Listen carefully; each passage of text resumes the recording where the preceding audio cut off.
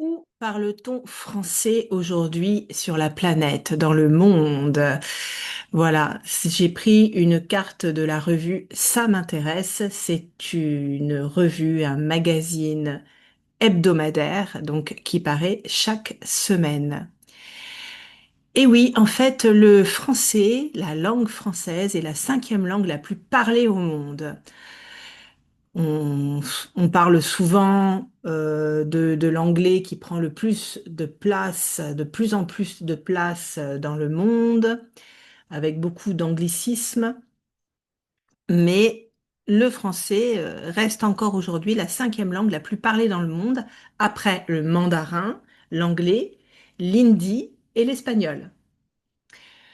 Bien sûr, il y a les presque 69 millions d'habitants en France, 69 millions de locuteurs francophones en France, mais aussi le français a une place encore officielle au sein d'institutions publiques et aussi dans plusieurs États où le français est pourtant minoritaire.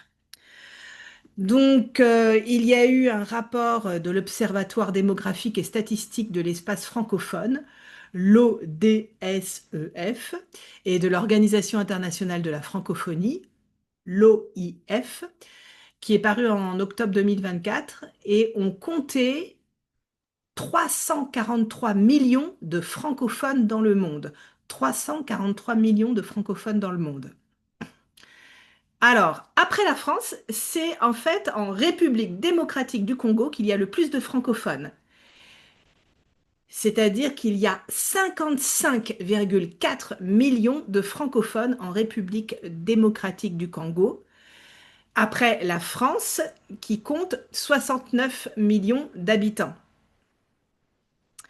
Et selon les projections de l'OIF, de l'Organisation internationale de la francophonie, eh bien, d'ici 2025, la République démocratique du Congo sera le premier pays francophone au monde et les locuteurs français devraient plus que doubler et représenter 8% de la population mondiale, c'est-à-dire 750 millions de personnes. Donc, d'ici 2050, c'est la République démocratique du Congo qui sera le premier pays francophone au monde et ce ne sera plus la France. Et c'est incroyable de penser qu'il y aura 750 millions de francophones au monde. C'est sur plus de 8 milliards d'habitants sur la planète. Alors, quels sont les pays où le français est la langue officielle? Eh bien, en fait, le français aujourd'hui est considéré comme langue officielle ou co-officielle dans 27 pays francophones dans le monde. Et 29 pays jusqu'à fin 2023. Mais le Burkina Faso et le Mali se sont retirés, ont retiré le français de leur statut de langue officielle en 2023. Alors, en plus de la France et de Monaco, outre la France et Monaco, le français est la seule langue officielle dans 11 pays d'Afrique francophone, au Bénin, au Congo, en République démocratique du Congo, en Côte d'Ivoire, au Gabon, en Guinée, au Niger, au Sénégal et au Togo. Le français est la langue co-officielle dans 16 autres pays, en Belgique, au Burundi, au Cameroun, au Canada, en République centrafrique, aux Comores, à Djibouti, en Guinée équatoriale, en Haïti, au Luxembourg, à Madagascar, au Rwanda, aux Seychelles, en Suisse, au Tchad et au Vanuatu. Le Vanuatu, c'est en Océanie, hein. Cependant, parmi ces pays, des subdivisions territoriales ont le français comme seule langue officielle. C'est le cas de la Fédération de Wallonie-Bruxelles, des cantons de Genève, du Jura, de Neufchâtel et de Vaud en Suisse et la province du Québec au Canada. Mais il existe aussi des territoires non francophones où le français est considéré comme langue officielle pour des raisons historiques de conservation de la tradition de la francophonie. C'est le cas de l'île anglo-normande de Jersey. Encore environ 15 000 francophones à Jersey sur les 100 000 habitants de l'île de Jersey. C'est le cas aussi de la vallée d'Aoste, province italienne frontalière de la France et de la Suisse. Seul territoire d'Italie où le français est aussi une langue officielle. Et le territoire de Pondichéry en Inde, il y a encore environ 7 500 habitants de Pondichéry qui possèdent une double nationalité, la nationalité française. Donc, effectivement, je trouve que c'est intéressant de voir tous ces chiffres et surtout que, bien sûr, la francophonie va se développer encore plus, essentiellement grâce à l'Afrique francophone, et que d'ici 2050, ce sera la République démocratique du Congo qui sera le premier pays francophone au monde, et ce ne sera plus la France. Intéressant. Alors maintenant, on va regarder cette carte, hein. Donc là, il n'y a pas forcément des données partout parce que vous avez vu, quand c'est blanc, c'est qu'on n'a pas de données, les données sont absentes. Mais bien évidemment, ça ne veut pas dire qu'il n'y a pas de locuteurs francophones dans ces pays, mais on n'a pas les informations. Donc en bleu clair, c'est moins de 5% de francophones, effectivement. Donc là, il montre le Canada et les parties en bleu clair sont les parties plus anglophones. Donc il y a moins de locuteurs francophones.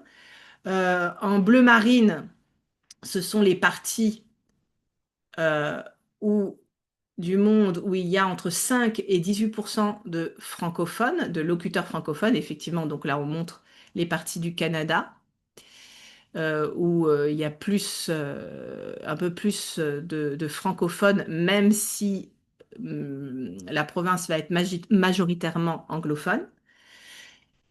Ensuite, en orange, c'est entre 18% et 26% de francophones. Donc là, on nous montre effectivement une partie de l'Afrique. Alors j'ai du mal à distinguer l'orange du marron orange. Mais donc là, c'est le Sénégal, effectivement, il y a le Sénégal. A priori, il y a aussi la Gambie, Madagascar aussi. A priori aussi au Portugal, en Italie, il y a beaucoup de francophones aussi. Ensuite, les parties un peu plus, on va dire marron clair, c'est entre 26% et 65% de francophones. Donc là, il y a bien sûr l'Algérie, le Maroc, la Tunisie, la République démocratique du Congo, la Côte d'Ivoire. Je pense le Togo, le Bénin, le Burkina Faso, a priori aussi Sao Tomé et Principe, le Gabon, les Comores, les Seychelles, je pense, les Seychelles. Après, en marron, c'est entre 65 et 100% de la population, donc bien sûr la France. Ils ont mis Monaco aussi. Bien, le Québec, la province de Québec au Canada. Qu'est-ce qui est marron aussi mais marron, ça doit être aussi le Gabon, a priori, hein, le Gabon. Je pense qu'il y a entre 65 et 100% de la population francophone. Là, il y a l'île Maurice, l'île de la Réunion. Ce sont deux îles qui sont aussi en marron, donc plus de 65% de francophones. Qu'est-ce qu'il y a d'autre de marron? Bon, là, bien sûr, la Belgique, la Suisse. Là, on est en Europe. Voilà. Alors, qu'est-ce qu'on nous dit aussi? On nous dit on nous dit que 51 millions de personnes apprennent le français dans le monde. C'est la deuxième langue la plus étudiée après l'anglais. Et c'est la cinquième langue la plus parlée sur la planète après l'anglais, le chinois, c'est-à-dire le mandarin, parce qu'il y a plusieurs langues chinoises.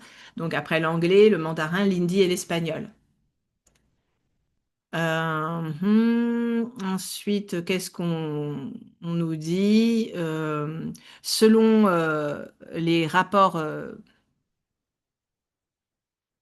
je ne sais pas, selon ces rapports, la planète comptait 220 millions de francophones en 2010 et 321 millions en 2022. Ça, les chiffres ont encore augmenté. La dernière estimation atteint 348 millions de francophones et elle date de mars 2025. Cette dynamique est essentiellement portée par la croissance démographique dans les pays du Sud. La pratique du français sur le globe est étroitement liée à l'histoire coloniale, malheureusement. Dans un grand nombre d'anciennes colonies, il est resté la langue officielle ou d'enseignement, sa maîtrise étant importante pour suivre des études et obtenir un travail ou obtenir un travail. Des millions de personnes l'apprennent comme langue étrangère, la culture française ayant conservé un certain prestige. Et là, on nous dit que 80 millions des élèves scolarisés, 80%, j'ai dit 80 millions, pardon, 80% des élèves scolarisés en français vivent sur le continent africain. Incroyable. Ouais, ouais, ouais. Donc ça, effectivement, bah, ça fait plaisir aussi de voir que la francophonie prend une place beaucoup plus importante et que c'est grâce à l'Afrique et que finalement ce sera l'Afrique qui, qui sera clairement l'avenir de la langue. Voilà, donc ça c'est une page d'histoire qui se tourne, mais on va dire une belle revanche sur le colonialisme. Je ne sais pas ce que vous en pensez. Voilà, donc le français n'est pas mort.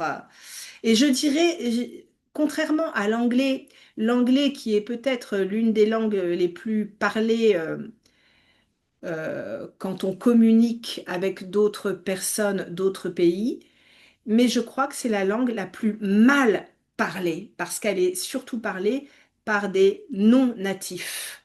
Donc elle est mal parlée. Vous savez, on parle du globlish, hein, c'est pas un bon anglais, c'est un anglais que les différentes nationalités peuvent comprendre, mais c'est pas le vrai anglais.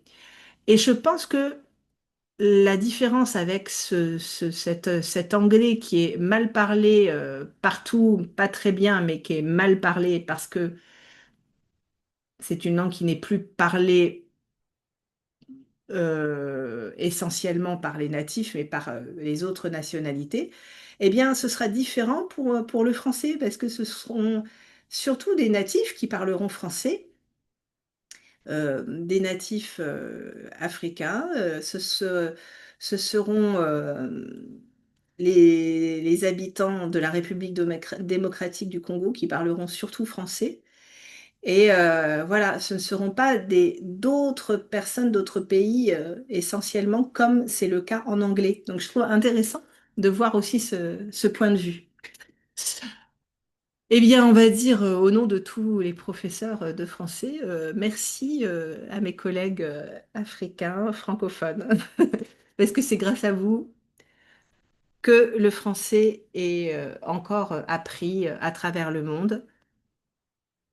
C'est pas grâce vraiment aux Français de France, mais c'est plus grâce